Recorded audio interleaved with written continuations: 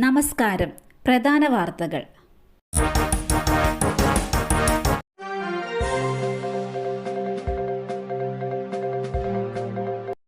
അർജുനായുള്ള തെരച്ചിലിന് നാളെ സൈന്യമെത്തും. സൈനിക സഹായം തേടി കർണാടക സർക്കാർ.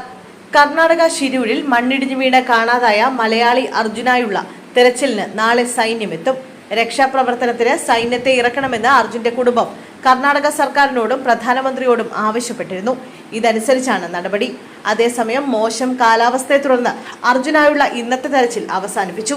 നാളെ രാവിലെ 6:30 തെരച്ചിൽ പുനരാരംഭിക്കുമെന്നാണ് റിപ്പോർട്ട്.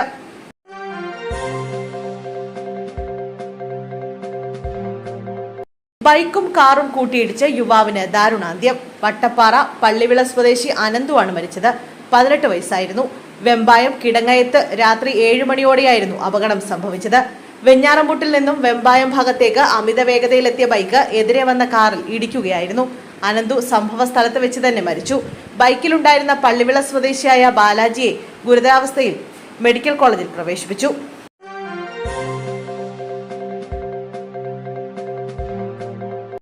നിപ്പ പിടിപെട്ടത് ടൂർ പോയപ്പോൾ കഴിച്ച അമ്പഴങ്ങയിൽ നിന്ന്. ഒരാൾക്ക് കൂടി ലക്ഷണങ്ങൾ. മലപ്പുറം പാണ്ടിക്കാട് സ്വദേശിയായ 14-കാരന് നിപ്പ വൈറസ് സ്ഥിരീകരിച്ച സാഹചര്യത്തിൽ ജാഗ്രത.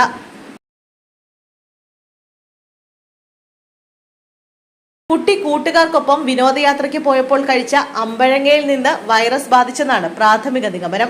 ഇക്കഴിഞ്ഞ 15-ാം തീയതി മുതൽ രോഗലക്ഷണങ്ങൾ കണ്ട കുട്ടിയെ ആദ്യം പാണ്ടിക്കാട്ടെ ക്ലിനിക്കിലും പിന്നീട് 2 സ്വകാര്യ ആശുപത്രികളിലും പ്രവേശിപ്പിച്ച ശേഷമാണ് ഇന്നലെ വൈകിട്ടോടെ കോഴിക്കോട് മിംസ് ആശുപത്രിയിൽ എത്തിച്ചത്.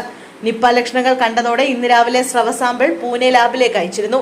തുടർന്ന് രോഗം സ്ഥിരീകരിച്ചതോടെ കുട്ടിയെ സ്വകാര്യ ആശുപത്രിയിൽ നിന്ന് കോഴിക്കോട് മെഡിക്കൽ കോളേജിലെ പ്രത്യേക വാർഡിലേക്ക് മാറ്റി. കുട്ടിയുമായി സമ്പർക്കത്തിൽ വന്ന ഒരാൾക്ക് രോഗലക്ഷണങ്ങളുണ്ട്. ഇയാൾ ഉൾപ്പെട്ട സമ്പർക്ക പട്ടികയിലുള്ളവരെല്ലാം നിരീക്ഷണത്തിലാണ്. കുട്ടി നേരത്തെ ചികിത്സ തേടിയ ആശുപത്രിയിലെ ആരോഗ്യ പ്രവർത്തകരും നിരീക്ഷണത്തിലാണ്.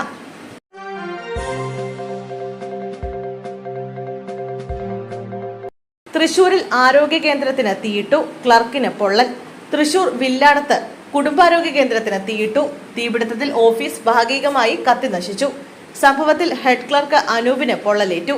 തീ അണയ്ക്കാൻ ശ്രമിക്കുന്നതിനിടെ പൊള്ളലേൽക്കുകയായിരുന്നു. പൊള്ളൽ ഗുരുതരമല്ല. ആക്രമണത്തിന് ശേഷം ഓടി രക്ഷപ്പെട്ട പ്രതിക്കായി പോലീസ് അന്വേഷണം ആരംഭിച്ചു.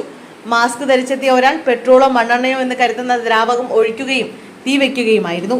ഓഫീസിലെ മരുന്നുകളും രേഖകളും കത്തിയതായി അധികൃതർ പറഞ്ഞു.